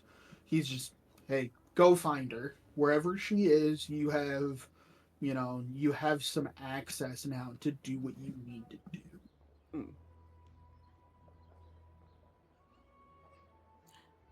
Yeah. Do you think it Okay. counts if we kill her and then bring her back once we get back to the guild? If you want to the waste contract it, waste the a dime. contract states that she needs to be alive. There is a difference between alive and undead. I mean, and dead. There's a But- difference there too. But alive upon delivery. Yeah. So like resurrection Yeah. right before For delivery. in the Technically- hallway. Counts. It's, make anybody who's interested in this line of thought make an Arcana check. Now I I'm want to just play saying- a bounty hunter that does that. I'm just saying, if there are Right? accidents, it would Puts be them good on to know. ice. Literally. I mean, puts that them is on literally ice. what Yes. freezing someone in carbonite is. Yeah. They are a mean, Star Wars bounty hunter.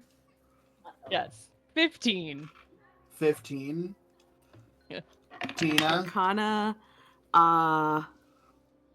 can't even see that. Arcana is. I don't do. Arcana is 13. 23. There you go. 23. How's this shit work? Okay. I've been living with Helia too long. Yeah, but Well, now technically- Lulu's got like gears turning in her head and like how to do this. I mean, is it one of those like? Do we go by? Is it like the letters that are on the page? Are we just going by the letter of the law, or is there intent in there? Is there like?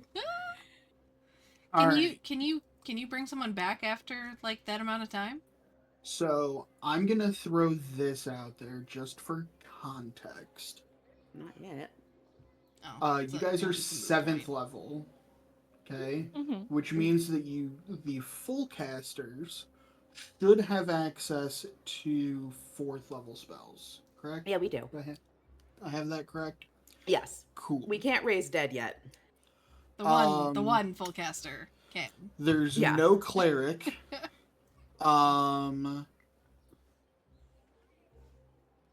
Tina, you are a moon druid?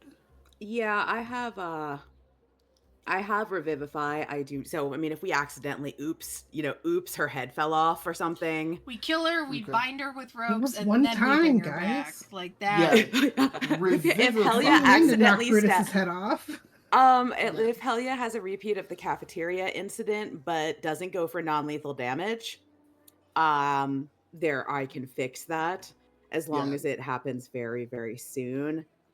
However, if we have to travel, a bunch with it, then that would not work. Yeah, so least not yet. Revivify is a 3rd level spell. Yeah. You only have 1 minute. minute Yeah. to I can fix cast the problem. Revivify, and if you do, you're at a 100 gold piece loss because you need a diamond worth 300 gold. And you're That's only true. going to be paid 200 each. That's true. So you need to borrow $100 from one of your friends to break even. But if it accidentally happens, like if I don't know, we're fighting and like she falls off a cliff or something. Then you still get essentially 25 gold apiece to deliver a body. But We could revivify her. in theory, you revivify her, we get more money. In the end, we just split the remainder Mhm. amongst ourselves. Yeah. Zill's like, I know a guy who said he did this one time. It's like I'm 100 years ago, but I'm just pretty sure it's saying. legit. I'm pretty sure it's legit. It sounds right, Pretty right? sure. It sounds like something. Just make sure everybody's on the same page. Yep, I think we are. But it could be a thing. It's not she has to be alive from the point of, apprehension through continuously. I mean, what if she kills herself? Like, I mean, come on. Such assholes. That's some bullshit. Like, what if she's got one of those pill things? Like, I've read about them in the novels, the tieflings. They have these mystery novels. They're really great. They like bite down on these, like, I don't know, some kind of like powder, and then they just die. Yeah, I think I just need everybody to just gain a dark side point. Like, everyone here is just one step closer to an evil alignment. There's a very fine line between evil and asshole. Yeah. That's true. Wait, which You can what if be you're- you can be a lawful good paladin and still be an absolute prick. Trust me, isn't that done part it. partially? That was grin. I'm pretty sure that most lawful good paladins, it's like you're so good that you just mow down literally everything. Yeah, about For that. the Lord. Not even Oath of Conquest. Just But for war for good its reasons. own sake. Yeah. Yeah. Good reasons. That Yeah. there's a god of I war smite you too. down. Yeah. Go with God, my friend. Your god just happens No, that to was be at actually war. that was an That's instruction. Yeah. Not a blessing. It's dangerous to go alone. That Take wasn't a this. request. It's God. Okay, so tomorrow we're gonna do investigation. We're Yeah. gonna Elsa's won't have resupply. the container for the Phoenix fire done until tomorrow, or Yeah. done for another couple days anyway. So we can't leave it without that as it is. Right, and So. it would be good to also, I don't know, maybe the guild can provide us like Saoirse's, I don't know. Like, can we get access to like her personnel file or something? I feel like Rack? I feel like I feel like, you know, we can look Crumrack for is no information. longer in this scene. Okay. I feel like I am making a note of things that you want from Crumrack for next week. we can send a request. I just feel like it'd be easier to know, you know, does she have a home? Mhm. Is she from this city? Yeah. We don't know very much about her at all, aside from hearsay and word in the corridors. No. Do we know if? So for for this last job, do we know if she was assigned the contract? Like Hake submitted the contract to the Deep Armory and she took it, or if they knew each other?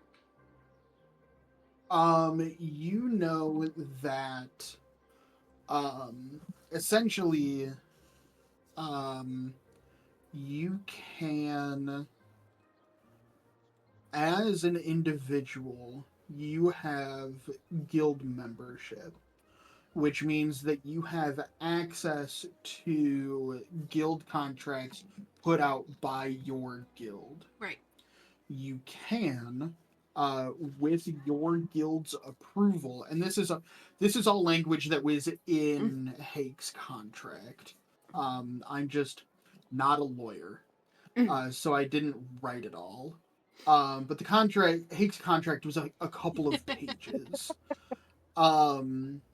But you can, with permission, like essentially, both if Hake puts out a contract and approaches Saoirse or you guys, Right.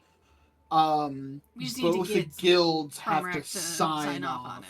Yeah. Yeah, which the Deep Armory did sign off on you guys, on Saoirse being included in this contract, and then Saoirse had the authority to subcontract out to you guys. Right. Through, like, Saoirse essentially became an agent of the Deep Armory to recruit you guys, and all you had to do was prove that you are members of the Deep Armory Guild to Saoirse, which you do. Yeah. Okay.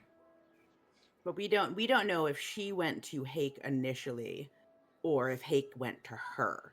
You do not. Okay. We could ask him. Yeah. I'm not really suspicious of him. She left him just as much as, and he seemed No. very clearly pissed about it. I No, just yeah. if they are friends, Yeah. because Hake's a gnome. Hake is a Halfling? gnome. Hake's a gnome, so like I think Hake's a gnome. I believe he's a gnome. that like if he's been around long enough to know Saoirse, Yeah. then like maybe he knows something of where she might have gone. Yeah. It's worth asking. I don't think Yeah. he's involved. I don't think like there's anything in terms of like the getting us down there to open the portal or anything like that. Like she was freaked out when I saw her and she was Yeah. out of there. If there was any sort of indication that she had any sort of like want to open it, Yeah. she would have done it instead of farting around in one of the other back dormitories. No. I think she got in over her head. Yeah. She typically does more espionage. Decided to take a different kind of contract. Didn't realize exactly what our type of contract entails. You think she just panicked and just booked it and was thought, oh God, like, well, I can get out and I'm just gonna. Yeah, she took the coward's way out. Panic or not, you never leave anyone behind. But yeah, I don't think it was planned. I think she's just a coward at heart and never had a reason to know it before. So we'll have a day to resupply, rearm up. I gotta go talk to Elza anyway, because she owes me... Well, we gotta check in, but that's not a priority tomorrow. We'll do some recon, we'll see... I believe, if I have my facts straight, Elza owes you a box. She owes me a box. And then a gear is going to enchant that box. Yes. And we have to come up, if we do end up taking this job, we need to really figure out what sort of present we might bring. Yeah, that too. Do have some ooze. We do did- have we some did- booze. We did bring some ooze. We Maybe also. one of those books. Oh, do we? Mm. Would you like to burn? No, that seems terrible. I mean, yeah. You probably... I'll be very surprised if you legitimately suggest book burning. Okay, Part of I this wasn't quest. suggesting book burning. Let's You not know, put that out on the we're internet. like- Thank we're like, you. Here- Weren't you though? I was not. I was suggesting it, A, because Sam forgot what the statute of the gift was supposed to be, and B, it was a potentially valuable item that could be, offered to a creature. Thank you. My first thought was like, well, how Damn. the hell is it going to read this book when it can't touch it? Sam, your No. husband just tried to throw you under the bus. On real the internet. hard. Yeah, on Oh. stream. In front of the internet. In front of the internet. How fucking dare you? Your suggestion took me by surprise. We could just What the burn, intent was. Okay. burn all the Look, bugs. I only have the authority to marry you two. I do not have the authority to Oh. divorce you two. Okay, I'm out. I'm tapped. Wait, it's not like ceremony. Actually, yeah, did ceremony allow you to divorce people? No. You don't. No. That's No. some bullshit. It's gonna only cast the marriage part of the ceremony. Spell. Okay. Yeah. Yeah. Well. Yeah. So Yeah. yeah, I guess we'll check. We'll check and see. we'll do some And- recon, and if it's worth it, I mean this Yeah. contract is more than the Phoenix contract. I'd rather give it to give the Phoenix contract to someone else that has the wanna time to see take it. a I Phoenix. know. I mean, This does one your would get cousin us have a little? revenge. Does your cousin have a group of friends that might want to go on a little adventure? Probably not. I Do you? Just to the knowing Probably her not. mother- She's a knowing- huge annoying nerd. no, knowing her mother, would probably Oh. not want to let her socialize outside of Oh my god, it's been 3 weeks. I've lost all knowledge of this world. Hammer's Clamor. Nope. That's Clam the strip Jam. club. No, it's not. No, That that's is her. the That is Clamor's What is Hammer. I'm Yeah. looking right at it. That's not the strip club, I'm though just she gonna- I'm definitely just gonna doesn't go. let her. Goodbye, guys. She probably doesn't let her go there. No. No, I'm pretty Um, sure the strip club was Clamor's Hammer. Yeah, Yeah. yeah, it was. I meant the guild that they're in. Mm. It's just up the alley from the Rusty Harpoon. Ah, yes, the rusty harpoon. Dare. Court's really good at naming brothels and strip clubs, so like, It's a talent. Is that your superpower? Like Yeah. some people are like, oh, I'll tell you your band name. Nope. I'll tell Brothels you your. and strip clubs. mhm, The one in Sam's World is named the Siren's Fancy. yeah, Mm-hmm. yep. I just. Yeah. Did it used to be like a fine dining restaurant? And it Dining. used to be called the Fancy Siren. They only serve seafood. Yeah. No. The name of the guild is Dragon Dragon Steel. Steel. Yeah. So no, Sounds I like doubt a- she knows many people. I'm probably one of the few people she knows outside of Dragon Steel, to be honest. But Well, do we want to? We'll have to decide. We have 24 hours to decide. we have 24 hours. I really, really want to see a phoenix. I know. Really want to see a phoenix. But I really also want to nail Sarge. But we have 24 hours to figure out if Saoirse's even potentially If she's in even the city. around. Maybe she headed in the same direction as a phoenix lives. Maybe. Maybe we'll be that lucky. Maybe I she went mean- up Moonlight Row and got fucked. We can find out tomorrow. It gives us plenty. It gives us a day. After a day, she's probably going to be gone anyway, so Yeah. we might as well take the opportunity. But she's just as, she's going to have to scramble a bit anyway. Is she? I assume, unless she's going to stick around. But now that the Deep Armory is on our side about this, Is wise to her. she's Mhm. done working in Skytown, at least for the Deep Armory. At least for now.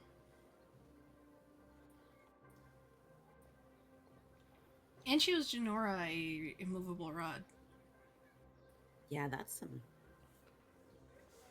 That's Those right, are it was- expensive. Yeah, those are really expensive. Mm-hmm. She owes me some fucking armor. That too. So yeah. Yeah, All right. So we're gonna take a look. We're gonna take a sleep though. We're gonna take a you're- sleep. we're- We are gonna take a sleep. Yeah. So we'll take a sleep. Yes. Yes, well, so let's- It is 9 o'clock. It's as good a place as any to call it here. When we pick up in 2 weeks, Yeah. we're gonna take next week off again because real life is dumb. Well, Mm. we're not gonna play D&D. We might spread a little democracy Yeah, we can and spread some democracy. play some Helldivers, but we will not be D&Ding. So yeah, we could. But yes, we will pause there.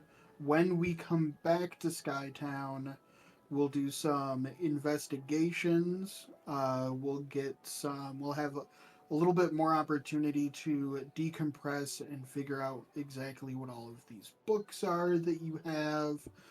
Get some light reading done. Yeah.